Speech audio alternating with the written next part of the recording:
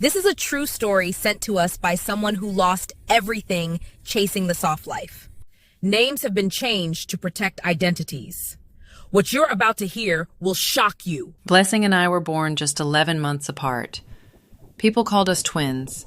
We did everything together. Sold Akara after school, braided hair on weekends, shared one phone between us. We were poor, yes, but we were happy. Everything changed when Auntie Ngozi came back from Lagos. You know the type. Full makeup, designer bags, body like a Coca-Cola bottle. She strutted through our compound like she owned it, and all the girls gathered around her like moths to a flame. "Nem, Lagos is where the money is," she said, flipping her bone-straight wig. "But you need to look the part. These men don't look at flat girls anymore. You need to be shaped." She showed us her Instagram, 100,000 followers. Every post was her in a new car, new apartment, new man. And her body? Curves in places I didn't know curves could exist. Blessing's eyes lit up like I'd never seen before.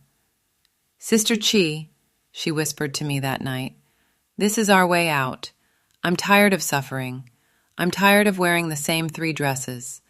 I'm tired of guys passing me for girls with shape." I grabbed her hand. "Bless, we'll make it. We just finished secondary school. Let's apply for university. Get real jobs." "University?" She laughed bitterly. "While we're studying, girls our age are shopping in Dubai. I'm not waiting anymore." 2 weeks later, Blessing told me she was going to Lagos with Auntie Ngozi, just for a month, to explore opportunities. I begged her. I cried. Even Mama cried. But Blessing was determined. The first month, she called every day. She got a job at a boutique. She was living with Auntie Ngozi. Everything was fine. Then the calls became less frequent. Month 2, she video called me, and I almost dropped the phone. Her body, it was completely different. Tiny waist, massive hips and backside. She looked like a different person. "Bless, what did you do?" She laughed. "You like it? Chief paid for everything. Brazilian butt lift, hip fillers, the works. Chi, you need to see how men look at me now. I'm finally getting the respect I deserve." "Chief? What chief?" "Blessing, who is this man?" Her face changed. "A friend. A benefactor. Chi, stop being local. This is how Lagos works. These men have money to throw around. They just want company, that's all." But I knew it was more than company. The next time she called, 3 weeks later, I barely recognized her. Not her body, her spirit. Her eyes looked dead. "Bless, come home, please." "I can't," she whispered. "I owe him money. The surgery was 3.5 million naira. He paid for everything. Said I could pay him back slowly, but..." She started crying. "Chi, he owns me. He has videos, photos, everything. If I leave, he'll post them. He'll send them to our village WhatsApp group, to Mama, to everyone." My blood ran cold. "Blessing, we'll figure it out. Come home, we'll..." "There's more." Her voice cracked. "Auntie Ngozi, she's not what we thought. She's a recruiter. She finds girls like us, brings them to Lagos, gets them addicted to the lifestyle.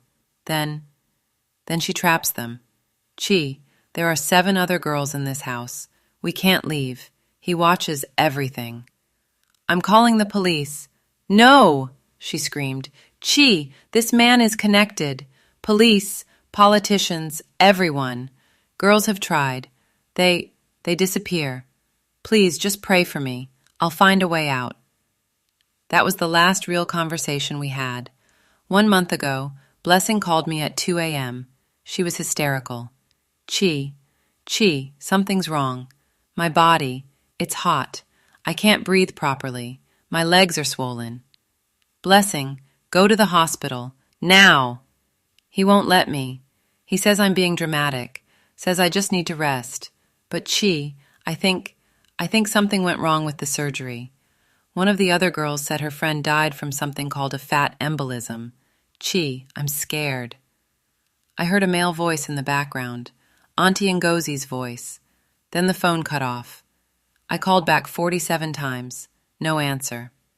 The next morning, Auntie Ngozi called from Blessing's phone. Chioma, I'm sorry. Your sister, she had a medical emergency last night. We rushed her to the hospital, but she didn't make it. The doctor said it was complications from the surgery. A blood clot traveled to her lungs. I screamed until my throat was raw. Where is she? Which hospital? We've already made arrangements. Chief is handling everything. He's very sorry. He's sending money for the burial. I don't want his blood money. I want my sister. But it was too late. By the time I got to Lagos 3 days later, Blessing was already in a mortuary. They'd cleaned her up, dressed her up, even put makeup on her. She looked beautiful, like a doll. But she was cold, so cold. And you want to know the worst part? When I went through her phone, because yes, they gave me her belongings, I found her Instagram. 15,000 followers. Every post was her living the soft life. Designer clothes, expensive restaurants, beach vacations. The comments? Where you do your yansh, I need that doctor's number. Living your best life, sis. How do I get a chief like yours? Not one person asked if she was okay. Not one person saw past the filters and the smiles. I found her diary, too. The last entry, written 2 days before she died. I can't do this anymore. But I can't go home either. Who will I be if I go back? The girl who failed? Who sold herself and has nothing to show for it except a body that isn't even mine? I wanted to make Mama proud. I wanted Chioma to see that I could make it. But all I did was lose myself. God, if you're listening, I'm sorry. I just wanted to be enough. I just wanted to matter. The burial was last week. Our village came out, not to mourn but to gossip. She was doing that Lagos lifestyle. She wanted to form big girl. Look how it ended. But here's what they don't know, what I discovered after. I went back to that house in Lagos. I found 3 of the other girls. They told me everything. Auntie Ngozi, she's done this 23 times. 23 girls. Some are still trapped. Some escaped but can never come home because of the videos. And 2 others died just like Blessing. The cheap doctor who did the surgeries, not even licensed, uses fake products, industrial-grade silicone, takes cash only, disappeared 3 days after Blessing died. Chief? He has 4 different houses with different girls in each one. He's a politician's son, untouchable. And the police? When I tried to report, the officer literally laughed at me. Small girl, you don't know who you're dealing with. My advice? Take the burial money and go back to your village. Some fights you cannot win. So here I am. My sister is gone. Mama hasn't spoken in 2 weeks. Papa has aged 10 years. And on Instagram?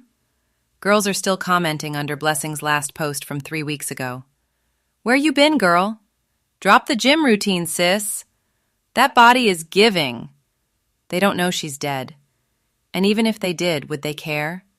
Or would they just scroll past and double-tap the next BBL transformation? If you're watching this, and you're thinking about going to Lagos, or Accra, or anywhere chasing the soft life, please hear me. That body you want? It costs more than money. That lifestyle you see on Instagram? Most of it is a lie. Those girls are trapped, owned, dying slowly inside. My sister thought she wasn't enough just as she was. She thought her flat body made her worthless. She thought money and men and curves would give her value. But you know what? She was always enough. She was brilliant, funny, kind. She could make anyone laugh. She had dreams of becoming a teacher. But none of that mattered once she started comparing her Chapter 1 to someone else's Chapter 20. To the girls in the comment section, please, I'm begging you, don't let Blessing's death be in vain. You are beautiful as you are. You are enough as you are. The soft life isn't soft. It's a cage wrapped in designer bags.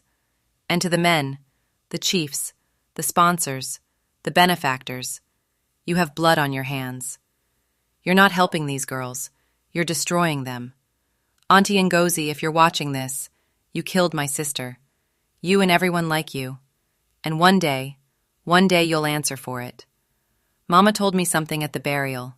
She said, Chi, your sister died chasing what was never meant for her. Don't let other girls make the same mistake. So I'm sharing this story. I don't care who gets angry. I don't care about threats. If this story saves just one girl from making Blessing's mistake, then maybe her death won't be completely meaningless. R.I.P. Blessing. Forever 19. Forever loved. Forever missed. For more captivating African stories filled with lessons, intrigue, and unforgettable characters, explore Booki AfricanTales, a treasure trove of narratives that connect us to our roots and inspire our spirits. Stay tuned for the next tale that will leave you breathless.